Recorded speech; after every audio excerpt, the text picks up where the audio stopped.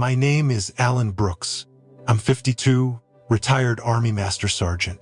I spent nearly 3 decades in uniform, most of it posted at Fort Braxton, the logistics backbone of the Central Command. If something moved in or out of this base, odds are I signed off on it. This place used to run like a rifle, bolt-tight, precise, no room for sloppiness. So when I walked into the command center last Monday and caught a whiff of perfume and saw a flickering lavender candle sitting next to a tactical drone console, I knew something was wrong. The room was quiet, but not in the way it used to be. It wasn't the alert silence of soldiers on task. It was more like the hollow calm of a department store before closing. Somebody had a slow R&B playlist looping through the overhead system. I recognized the beat, some syrupy track with auto-tuned humming and a bass line that didn't belong anywhere near a war room. On the wall, where the ops schedule used to be, there was now a dry erase mural that said "Flow like water" in loopy pink handwriting. I stopped just inside the threshold, boots still dusty from the parking lot, and looked around. No one greeted me. The duty roster board was blank. Someone had set out a tray of flavored sparkling waters on the central table, right where we used to review night logistics routes. There were coasters shaped like lotus flowers. I counted 3 more scented candles, each labeled with names like Tech Zen and Mission Bliss. One of them was parked right next to a cluster of radio encryption units. I took a slow breath and let it out through my nose. The air tasted like vanilla chai and eucalyptus. This wasn't a prank. It was a full conversion. This space, once the nerve center of a disciplined machine, now looked like a wellness studio that happened to store Hellfire missiles. I didn't speak, not yet. I just took in the scene, noting every detail.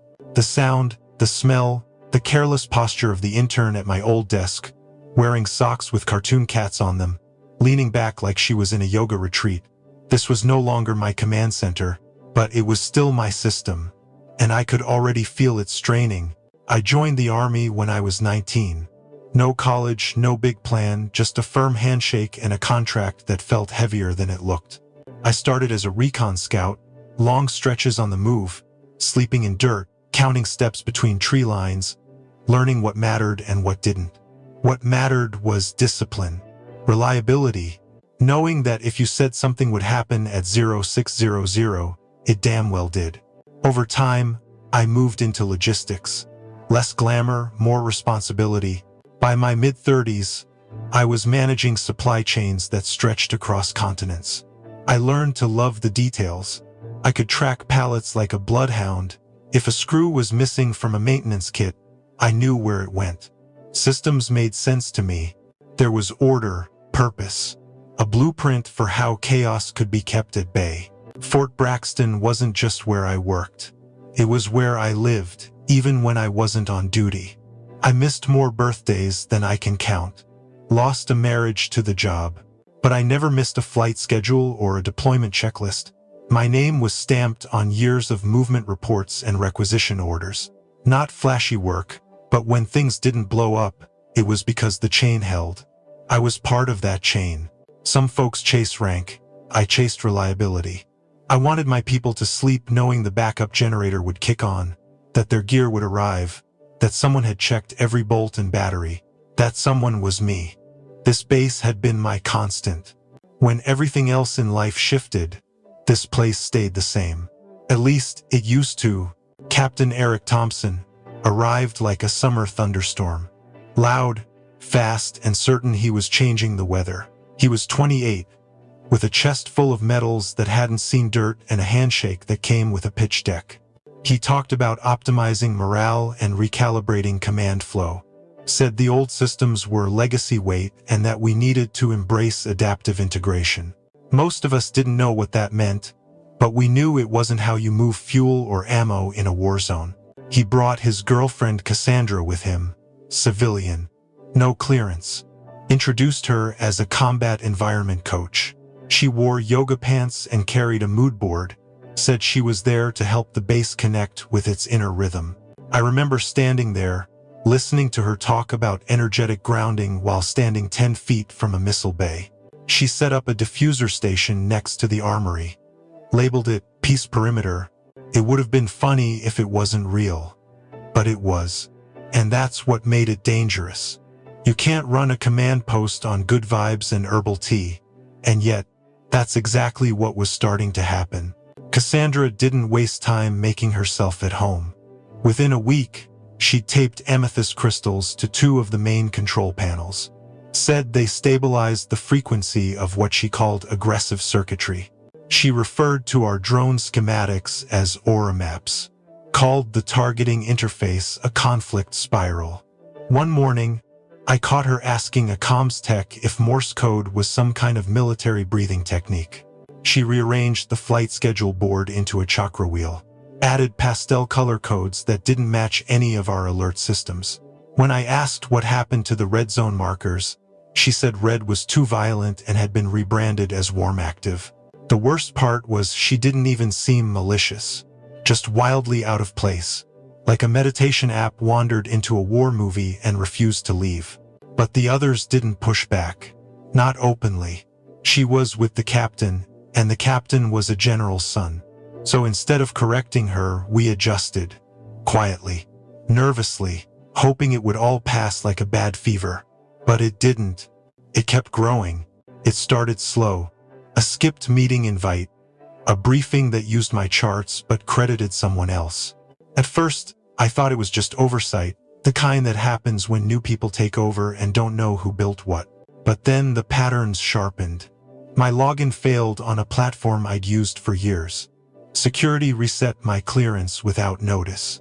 I asked quietly, got shrugged off with words like protocol update and organizational shift. Cassandra rewrote my logistics workflows with color-coded post-its.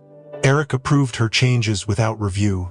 They swapped out my encrypted data tree for something she called intuitive mapping, which looked more like a preschool art project than a functioning supply matrix.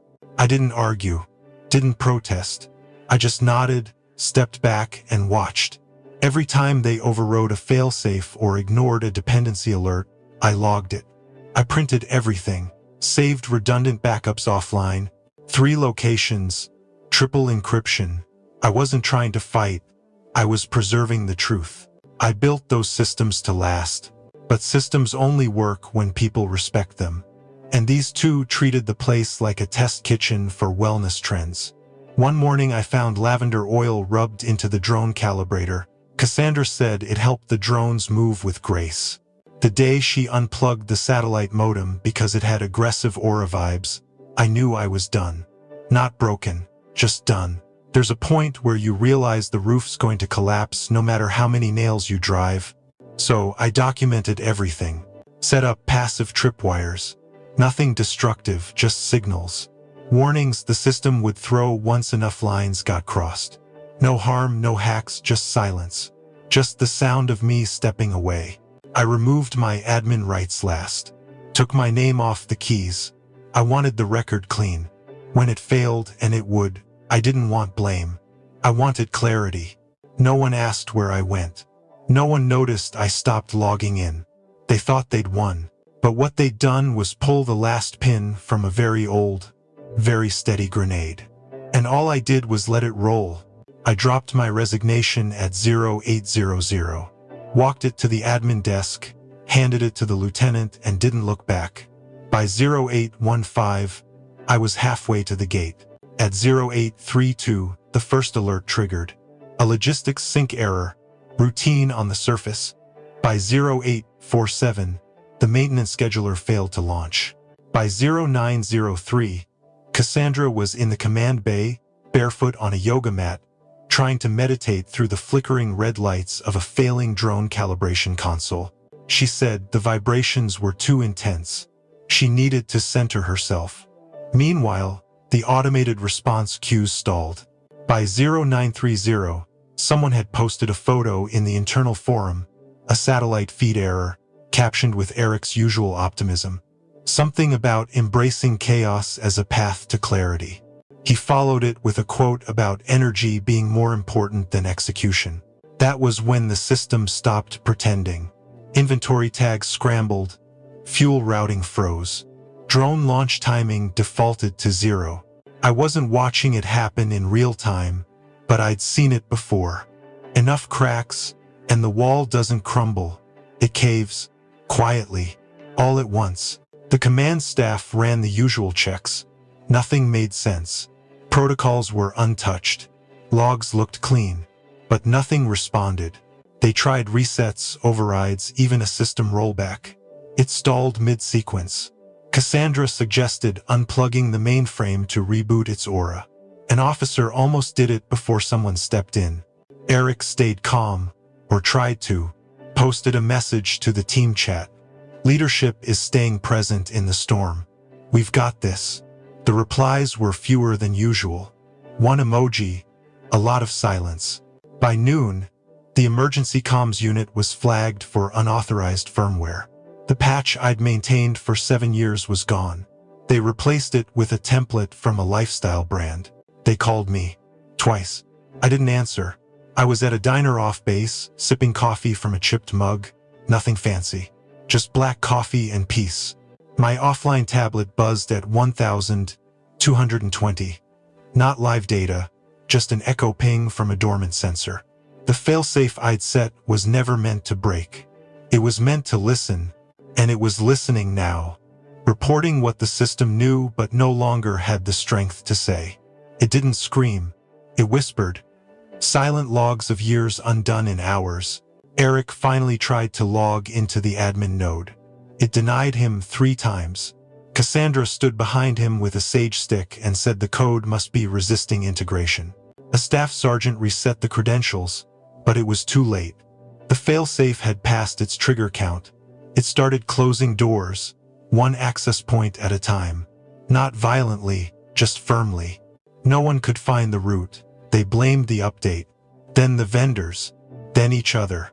The truth sat quietly in the background, time-stamped and documented. This wasn't sabotage. It was subtraction. I didn't remove a thing. I just stopped holding it together. And without that, everything else let go. I got the message at dawn. No greeting, just a time and a room number. That was enough. I showed up in uniform. Not dress blues. Just what I always wore when something was broken and needed fixing. A weathered folder in one hand. Nothing fancy. The command boardroom was full. Brass from every department. Eyes tight, shoulders tenser. The hum of crisis was thick in the air. Eric was already inside, pacing. He opened his mouth when I entered. One of the generals raised a hand. He shut it again. I walked to the terminal. Plugged in a drive. Entered a passcode I hadn't used since before Cassandra learned how to spell protocol. The screen blinked. Then, one by one, the lights turned green. Not all at once. Just a quiet ripple of recovery. Uplink stabilized, routing corrected, alerts cleared. Nobody cheered. Nobody clapped. They just watched. Like a man coming back from the dead and turning the lights on. Eric tried to speak again. The general didn't even look at him. Told him to stand down permanently. I didn't gloat. Didn't need to. I was never chasing victory. Just order. Just respect for the work. When the last node pinged healthy, I closed the folder. Tapped the screen. Everything held. The general turned to me, said we had decisions to make. I nodded. This time, they'd listen.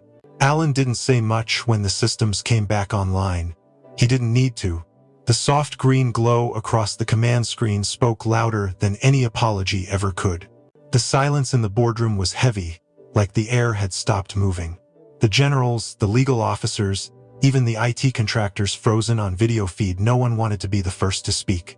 Then the old man at the head of the table, General Whitaker, cleared his throat.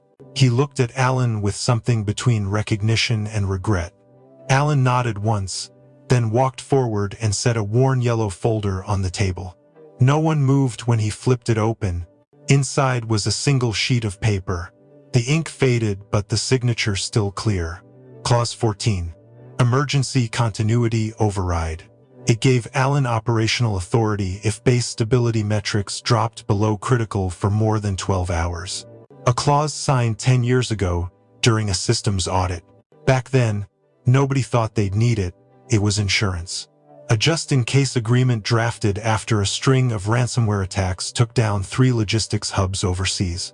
But Alan had insisted, and the general had agreed. Eric scoffed from the side of the room. He said something about outdated protocols and how no paper contract overrides digital command chains. No one answered him. No one even turned their head. The general simply said, "I signed it. That's all it took." Eric opened his mouth again, then stopped when he saw the legal advisor nod slowly. The silence was final. Alan didn't gloat. He just folded the paper, slid it back into the folder, and tucked it under his arm. There was no victory dance. Just the quiet, undeniable fact that history doesn't forget who built the foundation. The systems were stable now, but the people in that room finally understood why. Alan hadn't saved the base because he wanted revenge. He did it because it was his duty. That, more than any title or badge, was what made him indispensable. Alan didn't say much when the systems came back online. He didn't need to. The soft green glow across the command screen spoke louder than any apology ever could. The silence in the boardroom was heavy, like the air had stopped moving. The generals, the legal officers, even the IT contractors frozen on video feed. No one wanted to be the first to speak. Then the old man at the head of the table, General Whitaker, cleared his throat. He looked at Alan with something between recognition and regret. Alan nodded once, then walked forward and set a worn yellow folder on the table. No one moved when he flipped it open. Inside was a single sheet of paper. The ink faded, but the signature still clear. Clause 14. Emergency Continuity Override. It gave Alan operational authority if base stability metrics dropped below critical for more than 12 hours. A clause signed 10 years ago during a systems audit. Back then, nobody thought they'd need it. It was insurance. A just-in-case agreement drafted after a string of ransomware attacks took down 3 logistics hubs overseas. But Alan had insisted, and the general had agreed. Eric scoffed from the side of the room. He said something about outdated protocols and how no paper contract overrides digital command chains. No one answered him. No one even turned their head. The general simply said, "I signed it. That's all it took." Eric opened his mouth again, then stopped when he saw the legal advisor nod slowly. The silence was final. Alan didn't gloat. He just folded the paper, slid it back into the folder, and tucked it under his arm. There was no victory dance. Just the quiet, undeniable fact that history doesn't forget who built the foundation. The systems were stable now, but the people in that room finally understood why. Alan hadn't saved the base because he wanted revenge. He did it because it was his duty. That, more than any title or badge, was what made him indispensable. He stepped outside as the sun broke through a line of low clouds. The base looked calm again, its routines falling back into place like gears clicking in sync. He didn't linger. He walked past the checkpoint without a salute, past the gate where his badge once buzzed him through. No titles, no uniform. Just Alan, a man who knew what it meant to serve. The breeze caught the corner of the folder under his arm, but he held it steady. He didn't need to look back. The place knew who had held it together. That was enough.